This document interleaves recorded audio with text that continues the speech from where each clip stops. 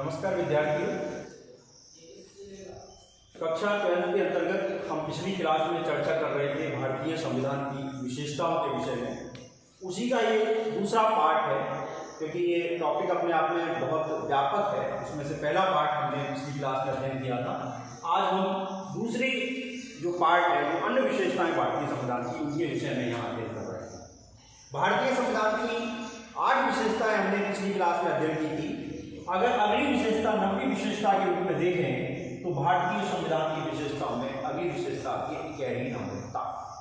इकहरी नागरिकता क्या होती है कि भारत में आपको ये पता होना चाहिए कि नागरिक जो व्यक्ति, रहने वाला व्यक्ति है, वो भारत का नागरिक कहलाता है, चाहे वो किसी भी प्रांत विशेष में निवास कर रहा हो, चाहे वो राजस्थान प्रांत में निवास कर रहा हो, चाहे वो तमिलनाडु प्रांत में निवास कर रहा हो। भारत के किसी भी उत्तर, दक्षिण, पूर्व, पश्चिम किसी भी प्रांत में निवास करने वाला व्यक्ति भारत का नागरिक कहलाता है, और यही नागरिकता इकहरी नागरिकता है। भारतीय संविधान का आर्टिकल 5 भारत में इकहरी नागरिकता का प्रावधान करता है, और ये विशेषता हमें अन्य देशों के संविधानों से भी अलग करती है। जैसे आपको विदित है कि अमेरिका में प्रत्येक व्यक्ति अमेरिका का नागरिक होने के साथ साथ उस प्रांत का नागरिक भी माना जाता है जिस प्रांत में वो निवास करता है। वह दोहरी नागरिकता का प्रावधान है, लेकिन हमारे देश में एक ही नेशनलिटी है। प्रत्येक व्यक्ति जो है वो भारत का नागरिक माना जाता है, किसी प्रांत विशेष की नागरिकता अलग से उसे प्राप्त नहीं होती। तो ये भारतीय संविधान की महत्वपूर्ण विशेषता है। अगली विशेषता के रूप में भारतीय संविधान की जो अगली विशेषता है, उसमें हम देखते हैं कठोरता और लचीलेपन का मिश्रण। देखिए, ये बहुत ही महत्वपूर्ण विशेषता है, और कई बार 4 नंबर का प्रश्न इसमें से पूछ लिया जाता है कि कठोरता और लचीलेपन का मिश्रण कैसे है भारत का संविधान। देखिए, सबसे पहले इस कॉन्सेप्ट को समझने के लिए आपको ध्यान देना है कि विश्व में जो संविधान है वो संविधान 2 श्रेणियों के होते हैं। एक को हम कहते हैं लचीला संविधान, एक संविधान कहलाता है लचीला संविधान, और दूसरे संविधान को हम कहते हैं कठोर संविधान। और इन दोनों संविधानों में जो अंतर है वो नाम से स्पष्ट है कि जिन देशों का संविधान लचीला होता है उन देशों के संविधान में संशोधन बड़ी आसानी से हो जाता है। इसका मतलब है वहां संविधान में परिवर्तन करने की, संविधान में संशोधन करने की प्रक्रिया अत्यधिक सरल होती है। उन देशों के संविधान को हम लचीला संविधान कहते हैं। अगर इसका उदाहरण हम दुनिया में देखें तो ब्रिटेन का संविधान दुनिया का सबसे लचीला संविधान है। क्यों? क्योंकि ब्रिटेन में संसद संविधान में जैसा चाहे वैसा परिवर्तन कर सकती है, आसानी के साथ परिवर्तन कर सकती है। इसलिए ब्रिटेन का संविधान दुनिया का लचीला संविधान कहलाता है। जबकि दूसरी तरफ अगर हम देखें तो अमेरिका का संविधान दुनिया का सबसे कठोर संविधान कहलाता है, क्योंकि अमेरिका के संविधान में जो संशोधन की प्रक्रिया है वो अत्यधिक जटिल है, बहुत कठिन है। लेकिन यहाँ हम दोनों विशेषताओं के दरमियान अगर हम देखें भारत का संविधान, वो दोनों का मिश्रण कहलाता है। भारत के संविधान में लचीलापन भी है और भारत का संविधान कठोर संविधान, और ये कठोरता और लचीलेपन का मिश्रण कहा जाता है। क्यों कहा जाता है? क्योंकि भारतीय संविधान में जो संशोधन प्रक्रिया है वो दोनों का मिश्रण है, और इस संशोधन प्रक्रिया का उल्लेख आर्टिकल 368 में। बहुत महत्वपूर्ण आर्टिकल है, ध्यान रखना है आपको। भारतीय संविधान के अनुच्छेद 368 में ये लिखा हुआ है कि भारत के संविधान में जो संशोधन प्रक्रिया है उसमें दोनों का मिश्रण है। वो मिश्रण किस रूप में है? अनुच्छेद 368 में लिखा हुआ है कि भारत के संविधान में संशोधन 2 प्रकार से हो सकता है। अनुच्छेद 368 की प्रक्रिया के द्वारा एक संशोधन को हम कहते हैं संसद के साधारण विशेष बहुमत द्वारा संशोधन, और दूसरा संशोधन कहलाता है संसद का विशेष बहुमत प्लस कम से कम आधे राज्यों की सहमति द्वारा संशोधन। तो अनुच्छेद 368 में संविधान संशोधन की 2 प्रक्रियाएं हैं। पहली प्रक्रिया संसद के विशेष बहुमत के द्वारा संशोधन। विशेष बहुमत का मतलब होता है 2/3 बहुमत। अगर संसद अपने 2/3 बहुमत से संशोधन कर देती है तो संविधान में संशोधन हो जाता है। बहुत सारे प्रावधान और अधिकांश प्रावधान संविधान में ऐसे हैं जो इसी प्रक्रिया से संशोधित होते हैं भारत में। और दूसरी जो प्रक्रिया है उसमें विशेष बहुमत के साथ साथ कम से कम आधे राज्यों की सहमति होना आवश्यक है, और कर देते हैं, तब जाकर के वो संशोधन मान्य होता है। उदाहरण के लिए अगर इसमें हम कुछ संशोधनों के नाम गिनाना चाहें तो केंद्र और राज्यों के मध्य शक्तियों का विभाजन, विशेष रूप से विधायी शक्तियों का विभाजन, ये इसी प्रक्रिया के द्वारा संपन्न होता है। इसके बाद में राष्ट्रपति का निर्वाचन और उसकी पद्धति। इसके अलावा तीसरा, केंद्र और राज्य की कार्यपालिका शक्ति का विस्तार, केंद्र और राज्य की कार्यपालिका शक्ति का विस्तार। तो ये जो संशोधन है वो संसद के विशेष बहुमत के साथ साथ आधे राज्यों की सहमति के द्वारा संशोधन होते हैं, जबकि अन्य भागों में संशोधन विशेष बहुमत के द्वारा होता है। तो अनुच्छेद 368 में जो संविधान संशोधन प्रक्रिया है वो तो 2 प्रकार की है, लेकिन भारत के संविधान में अनुच्छेद 368 से बाहर भी एक अन्य प्रकार की संशोधन प्रक्रिया है जिसका उल्लेख अनुच्छेद 368 में नहीं है, और उस प्रक्रिया को हम संविधान संशोधन की तीसरी प्रक्रिया भी कह सकते हैं, क्योंकि 2 प्रक्रिया तो आपके सामने हैं। इसके अलावा तीसरी प्रक्रिया हम कह सकते हैं संसद के साधारण बहुमत द्वारा संशोधन, साधारण बहुमत द्वारा संशोधन। और इस प्रक्रिया द्वारा जो संशोधन होते हैं, साधारण बहुमत का मतलब होता है संसद के 1/2 से अधिक बहुमत द्वारा संशोधन, यानी आधे से अधिक सदस्य अगर उस चीज को स्वीकार कर लें तो वो संशोधन मान्य हो जाता है। उदाहरण के लिए अगर हम इसमें देखना चाहें तो आपको पता होना चाहिए कि इसमें आ जाएगा आपका राज्यों के नाम, क्षेत्र और सीमाओं को बदलना, ये इसी प्रक्रिया से संशोधित होता है। इसी प्रकार से दूसरा अगर हम लेना चाहें तो यहाँ पर हम देख सकते हैं राज्यों में विधान परिषद का बनाना या उसको समाप्त करना, उसकी समाप्ति, ये भी संशोधन इसी प्रक्रिया से होते हैं। या तीसरा हम यह ले सकते हैं कि संसद सदस्यों के वेतन भत्ते बढ़ाना। तो ये जो संशोधन है और भी बहुत सारे कुछ उदाहरण हमने यहाँ पर किए, ये संसद के साधारण कानून के द्वारा होते हैं। तो कहने का तात्पर्य ये है कि हम जो जिस विशेषता को लेकर के चर्चा कर रहे हैं कि कठोरता और लचीलेपन का मिश्रण, इसका तात्पर्य ये है कि दुनिया में, दोबारा मैं रिकॉल कर रहा हूँ कि दुनिया में 2 प्रकार के संविधान होते हैं, एक लचीला संविधान, एक कठोर संविधान। लचीला संविधान का उदाहरण ब्रिटेन का संविधान है, कठोर संविधान का उदाहरण अमेरिका का संविधान है। भारत के संविधान में दोनों संविधानों की विशेषताओं का मिश्रण पाया जाता है, और इसे समझने के लिए हमें संविधान संशोधन प्रक्रिया को समझना पड़ेगा। भारत के संविधान में संशोधन तो 3 प्रकार से हो सकता है, लेकिन अनुच्छेद 368 में जो संविधान संशोधन की प्रक्रिया है उसमें केवल 2 प्रक्रियाओं का उल्लेख है, एक संसद के विशेष बहुमत के द्वारा संशोधन और दूसरा संसद के विशेष बहुमत प्लस आधे राज्यों की सहमति के द्वारा संशोधन। इसके अलावा एक तीसरी प्रक्रिया भी भारतीय संविधान में संशोधन के लिए अपनाई जाती है, लेकिन उसका उल्लेख अनुच्छेद 368 में नहीं है, क्योंकि वो सामान्य जो कानून निर्माण की प्रक्रिया होती है उसी के द्वारा संशोधन होता है, और ये संशोधन होता है संसद के साधारण बहुमत द्वारा संशोधन, यानी आधे से अधिक सदस्यों द्वारा संशोधन। इसमें राज्यों के नाम, क्षेत्र, सीमाओं को बदलना, इसमें राज्यों में विधान परिषद का निर्माण करना और उसे समाप्त करना, और संसद सदस्यों के वेतन भत्तों को बढ़ाना, इस प्रकार के संशोधन इस प्रक्रिया से होते हैं। तो भारत में संविधान संशोधन में कठोरता और लचीलेपन दोनों का मिश्रण पाया जाता है। ये आपको इस व्याख्या के द्वारा स्पष्ट हो गया होगा। चलिए अगली विशेषता की तरफ चलते हैं। तो ये विशेषता थी हमारी कठोरता और लचीलेपन का मिश्रण। भारतीय संविधान की अगली विशेषता के रूप में हमने वो भी बहुत महत्वपूर्ण है और पिछले एक बार आपके एग्जाम में पूछी भी जा चुकी है, एकात्मक और संघात्मक तत्वों का मिश्रण। ध्यान दें, एकात्मक और संघात्मक तत्वों का मिश्रण। फिर हम दुनिया के देशों के संविधानों को, दुनिया के देशों की शासन प्रणालियों को फिर हम 2 भागों में विभाजित कर रहे हैं। इसे समझने के लिए हम शासन प्रणालियों को 2 भागों में बांट रहे हैं। एक को हम नाम दे रहे हैं एकात्मक शासन प्रणाली और दूसरे को हम नाम दे रहे हैं संघात्मक शासन प्रणाली। एकात्मक शासन प्रणाली और संघात्मक शासन प्रणाली, और दोनों में अंतर भी आप समझने का प्रयास करें।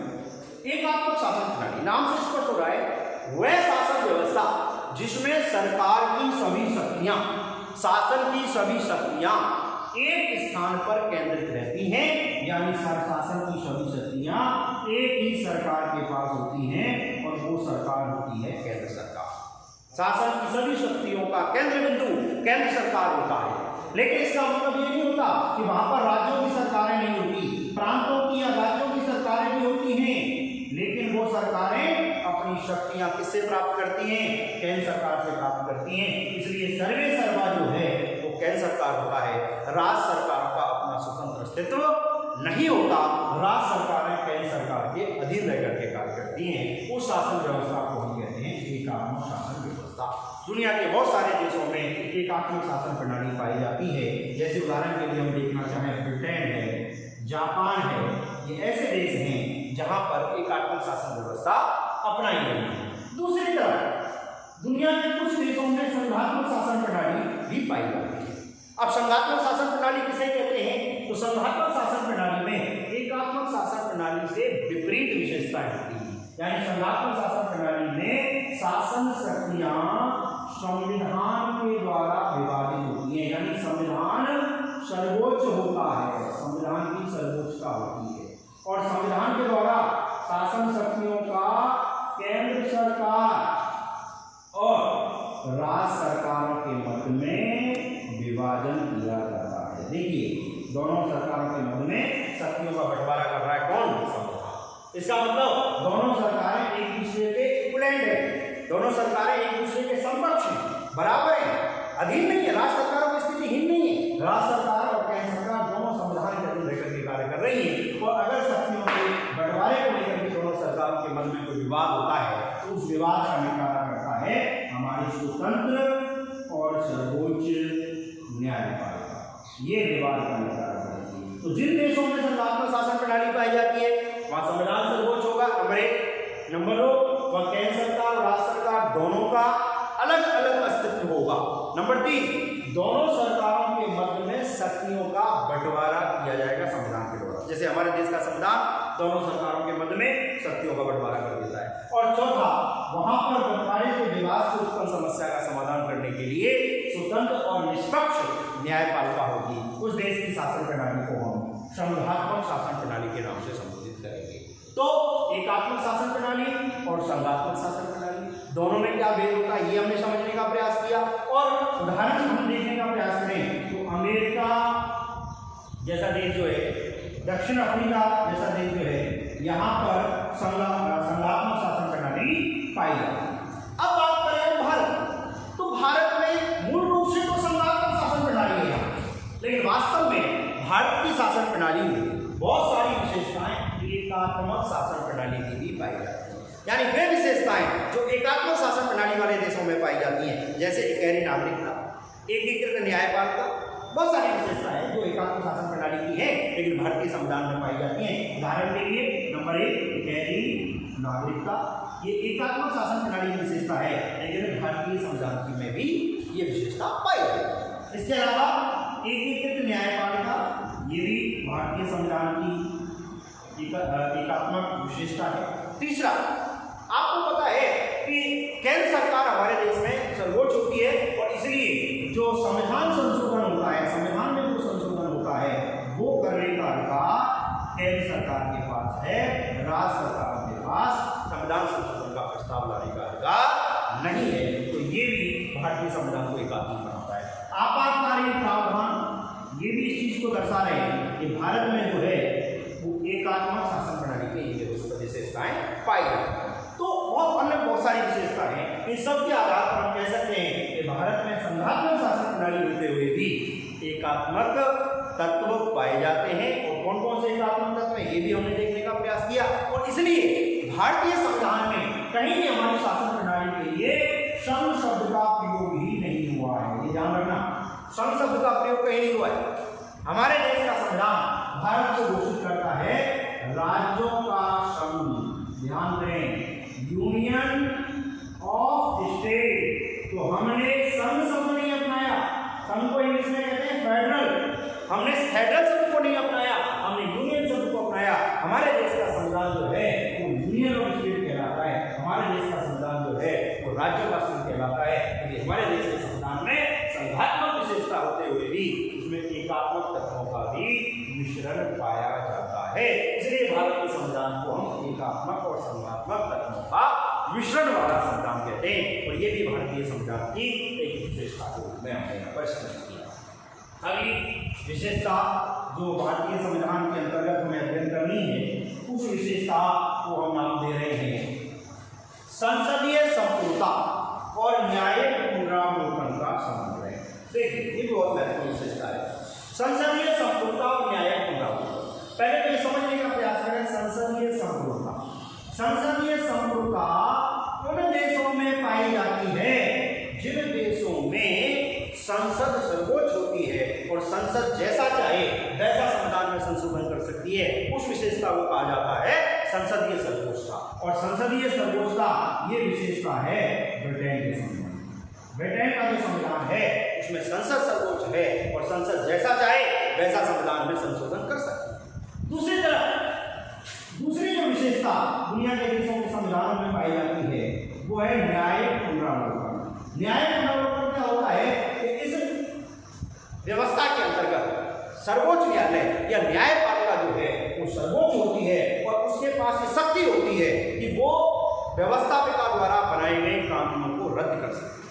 तो न्यायपालिका की वह शक्ति जिसके द्वारा वो व्यवस्थापिका के द्वारा बनाए गए कानूनों को रद्द कर सकती है और न्यायपालिका जिस देश में सर्वोच्च होती है उस व्यवस्था को हम कहते हैं न्याय पुनरावलोकन। और अमेरिका में यही व्यवस्था अपनाई गई है, लेकिन हमारे संविधान में यहाँ भी आपको पता है दोनों का समन्वय किया गया है। हमारे देश के संविधान में, भारत के संविधान में संसदीय संपूर्णता है, संसद सर्वोच्च है। आपने देखा होगा संसद जो है वो संविधान में संशोधन कर सकती है, लेकिन वो कोई ऐसा संशोधन नहीं कर सकती जो संशोधन संविधान के खिलाफ, क्योंकि हमारे देश में सर्वोच्च ना तो संसद है ना न्यायपालिका है। हमारे देश में जो सर्वोच्च है वो संविधान है और सभी को संविधान के अकॉर्डिंग कार्य करना पड़ता है। और यदि कभी संसद कोई ऐसा कानून बनाती है जो संविधान के खिलाफ होता है तो न्यायपालिका उस कानून को रद्द कर सकती है। न्यायपालिका की यह शक्ति न्याय पुनरावलोकन हमारे देश के संविधान में भी पाई जाती है। इसलिए भारत का संविधान संसदीय संपूर्णता और न्यायिक पुनरावलोकन का दोनों का समन्वय भारत के संविधान में पाया जाता है और ये भारतीय संविधान की अनोखी विशेषता है जो उसे दुनिया के अन्य देशों के संविधानों से पृथक करती है। तो इस विशेषता को भी हमने यहाँ पर स्पष्ट करने का प्रयास किया। भारतीय संविधान की अगली जो विशेषता है उस विशेषता को हम नाम दे रहे हैं आपातकालीन प्रावधान। देखिए आपातकालीन प्रावधान का मतलब है कि भारत में या भारतीय संविधान में कुछ ऐसी परिस्थितियां विद्यमान हैं जिन परिस्थितियों में भारत सरकार देश में आपातकाल लगा सकती है और उन आपातकालीन व्यवस्थाओं के तहत केंद्र सरकार जो है हमारे देश में सर्वोच्च हो जाती है और सर्वोपरि हो जाती है। तो ये आपातकालीन प्रावधान क्या क्या है, कैसे हैं, इसको समझने का यहाँ प्रयास करें। तो देखिए मैं आपको बता दूं सबसे पहले तो ये आपातकालीन जो प्रावधान हैं ये भारतीय संविधान में अनुच्छेद 352 से लेकर के और 360 तक है। अनुच्छेद 352 से 360 तक भारतीय संविधान में आपातकालीन प्रावधानों का उल्लेख है और ये जो उल्लेख है वो भारतीय संविधान के भाग 18 में। तो भारतीय संविधान के भाग 18 में अनुच्छेद 352 से 360 तक आपातकालीन शक्तियों का उल्लेख है और ये जो आपातकालीन शक्तियां हैं वो 3 प्रकार की हैं। पहले वाले आपातकाल को हम कहते हैं अनुच्छेद 352 में जो आपातकाल है उसे हम कहते हैं राष्ट्रीय आपातकाल। ये आपातकाल पूरे देश के संदर्भ में लगाया जाता है। और दूसरा वाला जो आपातकाल है जिसका उल्लेख अनुच्छेद 356 में है इसे कहा जाता है राज्यों में संवैधानिक तंत्र की विफलता। और तीसरा जो आपातकाल है जो अनुच्छेद 360 में है इसे कहा जाता है वित्तीय आपातकाल। तो भारतीय संविधान में 3 प्रकार के आपातकाल हैं। देखिए समझने का प्रयास करें। भाग 18 में अनुच्छेद 352 से 360 कितने प्रकार के आपातकाल हैं? 3 प्रकार के। अनुच्छेद 352 में जो आपातकाल है उसे हम क्या कह रहे हैं? राष्ट्रीय आपातकाल। अनुच्छेद 356 के आपातकाल को हम क्या कह रहे हैं? राज्यों में संवैधानिक तंत्र की विफलता का आपातकाल। और अनुच्छेद 360 का आपातकाल कहलाता है वित्तीय आपातकाल। ये आपातकाल 3 परिस्थितियों में लगाया जाता है: युद्ध, बाह्य आक्रमण और सशस्त्र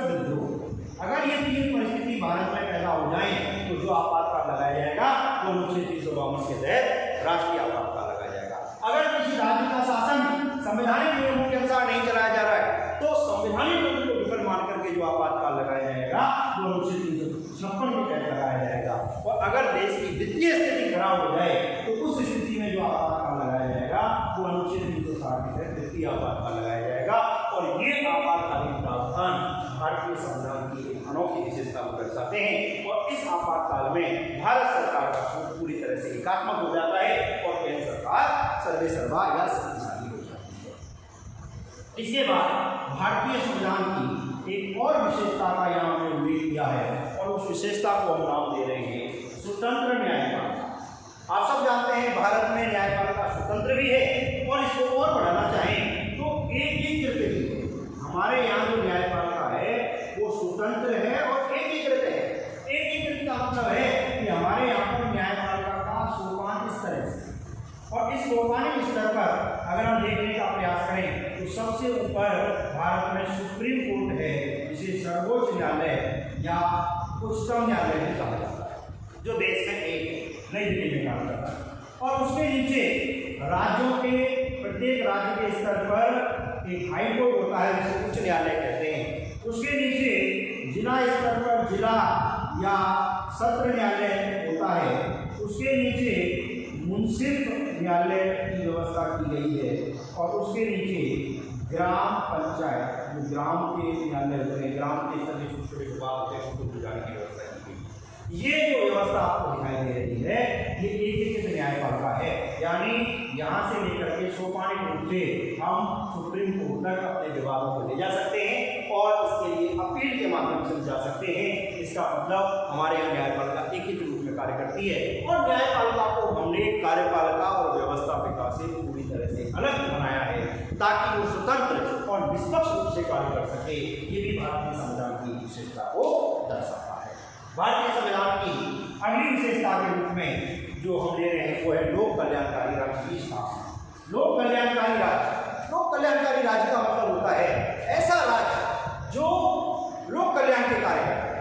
आपको पता है, मैंने इससे पहले भी चर्चा की थी कि भारतीय संविधान में एक टॉपिक है आपका राज्य के नीति निर्देशक तत्व। तो भारतीय संविधान के भाग 4 में नीति निर्देशक तत्वों का उल्लेख है और इन नीति निर्देशक तत्वों का उद्देश्य क्या है? इनका उद्देश्य है कि देश में लोक कल्याणकारी राज्य, समाजवादी राज्य की स्थापना हो, जन कल्याणकारी राज्य की स्थापना हो। तो ये भारतीय संविधान, और इसलिए आपको मैंने ये बताया था कि भारत में बहुत सारी जो योजनाएं चलाई जाती है, जन कल्याणकारी योजना, उनका उद्देश्य यही है कि भारत में एक लोक कल्याणकारी राज्य की स्थापना की जाए। ये भी भारतीय संविधान की एक महत्वपूर्ण विशेषता है। और अंत में एक अंतिम विशेषता के रूप में और हम चर्चा कर रहे हैं और वो विशेषता है अल्पसंख्यक और पिछड़े वर्गों के लिए प्रावधान। देखिए, आप सब जानते हैं कि भारत में जब भारत आजाद हुआ तो उसी समय से बहुत सारी समस्याएं पैदा हुई। इनमें से एक समस्या हमारे यहाँ देश में रहने वाले अल्पसंख्यकों के साथ थी, एक समस्या हमारे देश में रहने वाले पिछड़े वर्गों के कल्याण से जुड़ी हुई थी। तो भारत के संविधान में जब संविधान का निर्माण किया गया तो अल्पसंख्यक और पिछड़े वर्गों के लिए विशेष प्रावधान प्रारंभ से कर दिए और इनका उल्लेख भारतीय संविधान में किया भी हुआ है। आपको पता है भारतीय संविधान का अनुच्छेद 330 और भारतीय संविधान का अनुच्छेद 332, 330 ये लोकसभा में और 332 ये विधानसभा में पिछड़े वर्गों के लिए, SC/ST वर्ग के व्यक्तियों के लिए जो पिछड़े हो गए समाज में उनके लिए और लोकसभा विधानसभा में सीटों के आरक्षण की बात करता है। यानी हमारे देश में जो लोकसभा और विधानसभा में SC और ST के लिए सीटें आरक्षित की जाती हैं, उसका उद्देश्य यही है कि हमने हमारे देश के संविधान के द्वारा अल्पसंख्यक और पिछड़े वर्गों के कल्याण के लिए विशेष प्रावधान किए हैं, संविधान में भी किए हैं और संविधान से बाहर उनके लिए बहुत सारी जन कल्याणकारी योजनाएं चला करके जिनका उद्देश्य इन पिछड़े वर्गों का कल्याण करना है, ये इस उद्देश्य की पूर्ति करता है। तो ये भी एक भारतीय संविधान की विशेषता के रूप में हमने किया। तो कहने का तात्पर्य है ये जो टॉपिक है भारतीय संविधान की विशेषता, इसमें हमने इन 16 विशेषताओं के बारे में चर्चा की। अमूमन रूप से कई बार जब बड़ा प्रश्न आ जाता है 6 नंबर का तो आप इनमें से इन विशेषताओं को लिख करके आएंगे और अगर कोई छोटा प्रश्न आ जाता है 2 नंबर का 4 नंबर किसी भी विशेषता को लेकर के वो आपसे पूछ सकता है। उम्मीद है कि आपको इस टॉपिक का आपने अध्ययन किया होगा और आपको ये टॉपिक समझ में आ गया होगा। धन्यवाद।